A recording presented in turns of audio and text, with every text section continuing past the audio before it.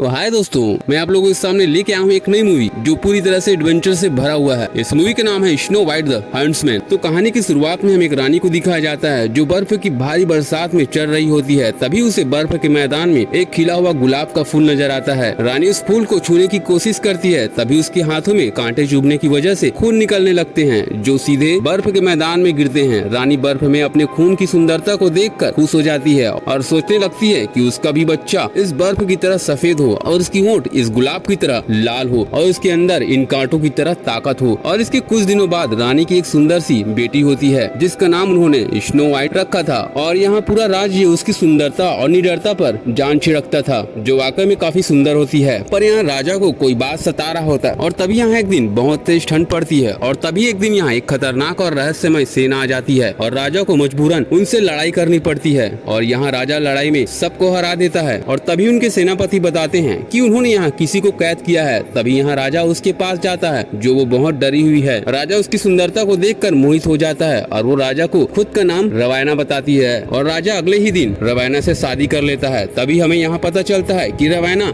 यहाँ अपने किसी मकसद से आई थी और रवायना राजा को चाकू से मार देती है और उसी रात वो अपने जादुई सेना से वहाँ महल में कब्जा करवा लेती है। यहाँ महल में हो रहे शोर शराबा से स्नो वाइट जग जाती है और वो राजा के कमरे में जाकर देखती है तो वहाँ महाराजा मरा हुआ रहता है और तभी वहाँ रवायना भी आ जाती है जिसे देखकर स्नो वाइट भागने लगती है। पर यहाँ महल की सेना उनके सामने टिक नहीं पा रही थी और तभी इनके कुछ खास सेनापति वहाँ से भाग रहे होते हैं जिसमें विलियम भी होता है जो अपने डैड के साथ बैठा होता है। तभी जैसे ही एक सेनापति स्नो वाइट को ले जा रहा होता है और तभी दुश्मन की सेना उस पर पीछे से वार करते हैं जिससे वो घोड़े से नीचे गिर जाती है। वो सेनापति तो वहाँ मारा जाता है पर स्नो वाइट वहाँ पकड़ी जाती है। दूसरी ओर हमें रवायना को दिखाया जाता है जो अब राज्य की रानी बन चुकी है और तभी वो आग के सामने कुछ सोचते हुए घूम रही होती है। इतने में उसके सैनिक मेटल जैसे दिखने वाले एक शीशा लेकर आते हैं और शीशा को रखकर वहाँ पे चले जाते हैं और वो उस जादुई मेटल से पूछती है कि हम दोनों में सबसे सुंदर कौन है। तभी उस मेटल से आकृति बनती है कि रानी आपकी सुंदरता का मुकाबला कोई नहीं कर सकता।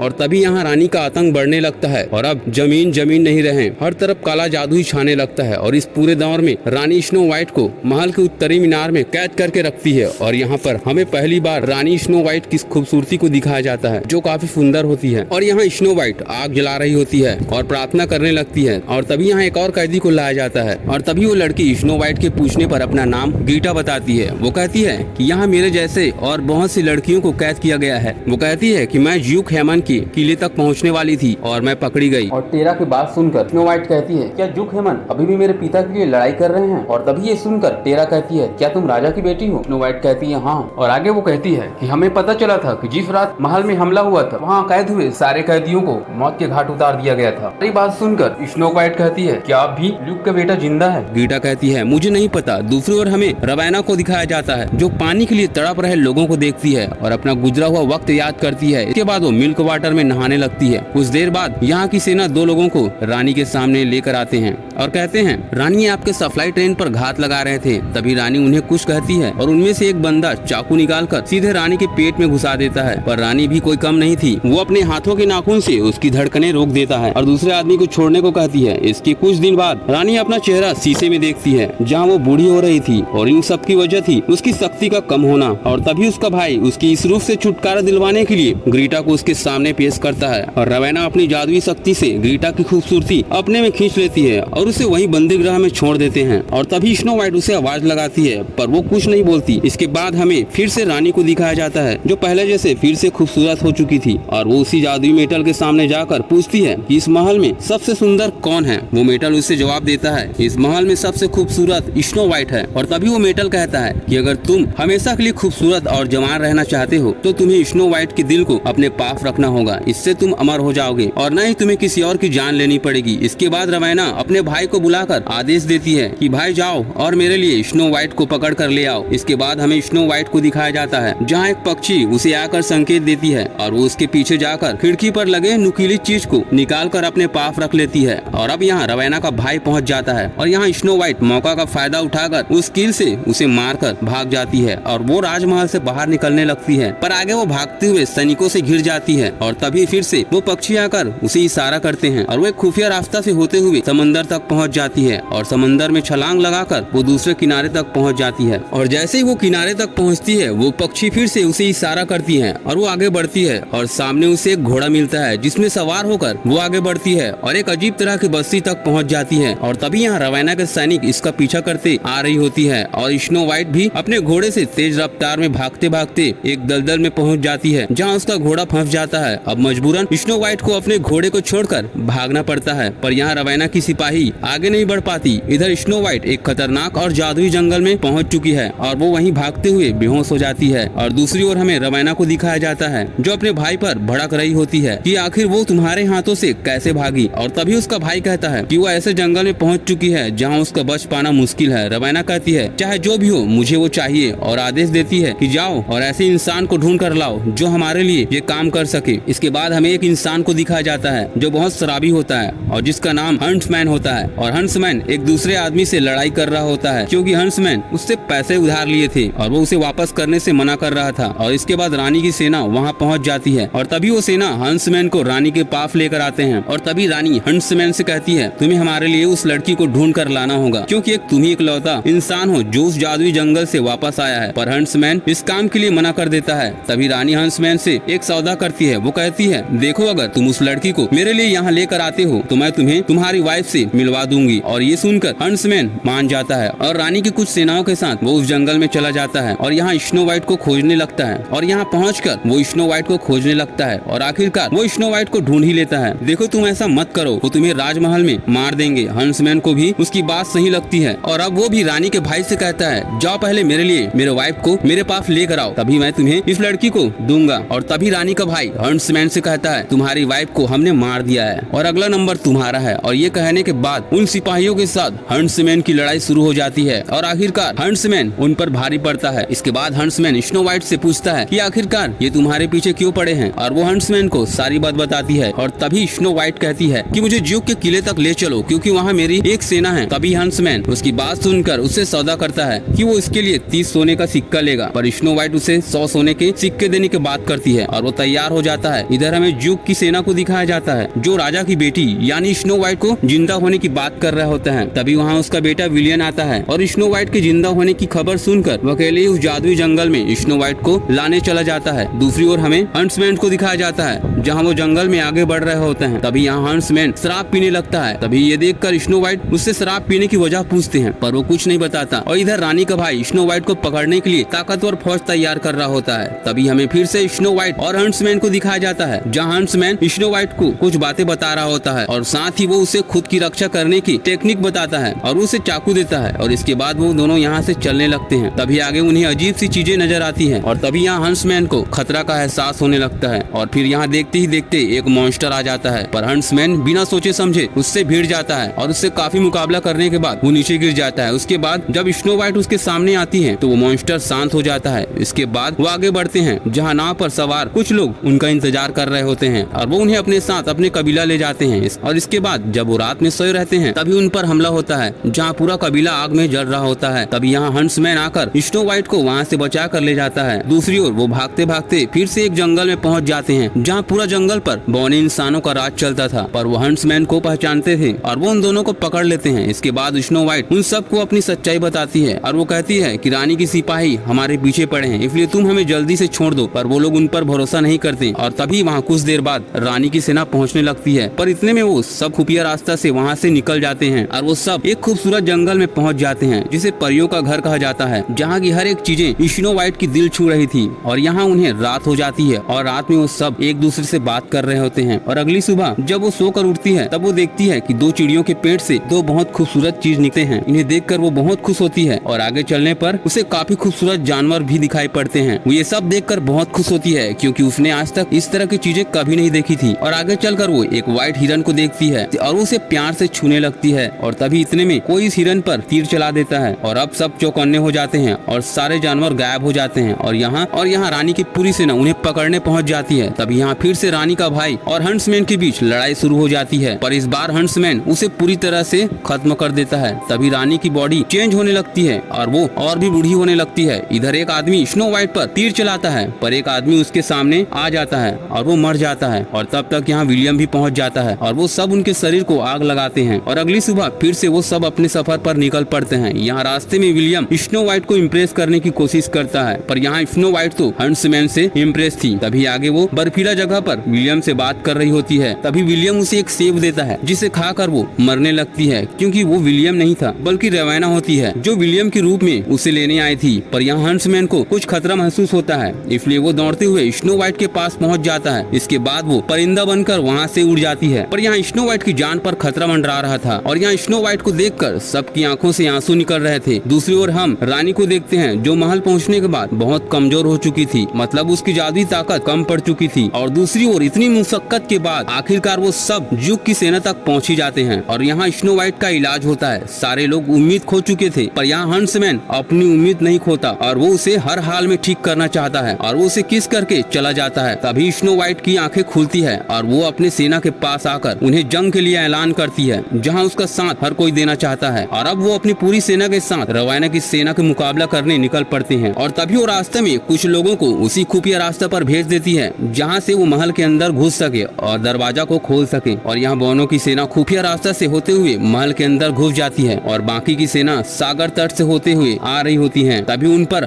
पर आग के गोलों से हमला होता है और फिर तीर से उन पर हमला होता है। पर यहाँ जब उनकी सेना दरवाजे पर पहुँचती है तो गेट बंद होता है, क्योंकि उसकी रस्सी पहले से किसी ने तोड़ दी थी। पर यहाँ वो सारे बौने उस रस्सी पर लटक जाते हैं, जिससे कि वो दरवाजा खुल जाता है और सब महल के अंदर घुस जाते हैं। इसके बाद वहाँ लड़ाई शुरू हो जाती है। तभी यहाँ स्नो वाइट की नजर रवाना पर पड़ती है और वो सीधे महल के अंदर घुस जाती है और अब यहाँ दोनों आमने सामने होते हैं। पर यहाँ हंट्समैन और उनकी सेना भी यहाँ पहुँच जाता है और तभी यहाँ रवाना अपने जादुई सेना उनके पास भेजती है और उनके साथ उनका जबरदस्त लड़ाई शुरू हो जाती है। और दूसरी ओर रवाना और स्नो वाइट के बीच फाइट शुरू हो जाती है। यहाँ हंट्समैन उस सेना पर भारी पड़ रहा होता है और दूसरी ओर रवाना स्नो वाइट पर भारी पड़ रहा होता है। और तभी स्नो वाइट रवाना के पेट में चाकू घुसा देती है, जिससे उसके शरीर से 3 बूंद खून निकलता है और वो मर जाती है। और इसके बाद वहाँ फिर से सब कुछ खिलने लगता है और इसके बाद स्नो वाइट को वहाँ की रानी बना दिया जाता है। पर यहाँ स्नो वाइट की नजर हंट्समैन को खोज रही होती है और फिर हंट्समैन उसके सामने आता है, जिसे देखकर स्नो वाइट के चेहरे पर मुस्कान आती है। और इसी के साथ इस मूवी का द एंड हो जाता है। दोस्तों मेरे वीडियो को लाइक और सब्सक्राइब जरूर करें। मैं मिलता हूँ आपको अगले वीडियो।